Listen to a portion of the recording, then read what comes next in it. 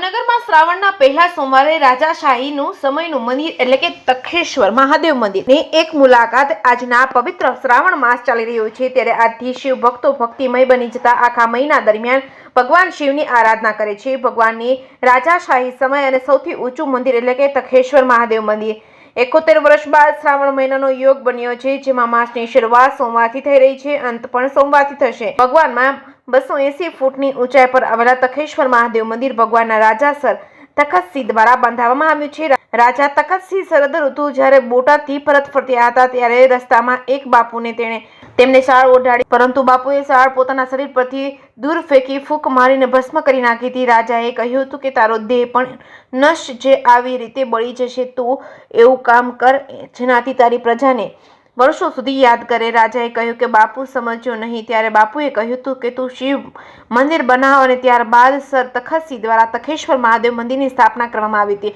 280 ફૂટ ઊંચાઈ પર આવેલા શિવ મંદિરના પટાંગણથી આખું ભાવનગર દ્રશ્યમાન થાય છે। 9 વર્ષથી આયુથી આ મંદિરની સેવા કરતા પૂજારી કહે છે કે આ મંદિરે દર્શન કરવામાં 5 લાભો છે। શિવલિંગના પવિત્ર દર્શન, ઊંચા પર હોવાથી શુદ્ધ હવા, ચાલીને ઉપર જવાથી કસરત થાય છે, સમગ્ર ભાવનગર અહીંથી દેખાય છે, સમય ક્યાં પસાર થાય છે તેનો ખ્યાલ નથી આવતો।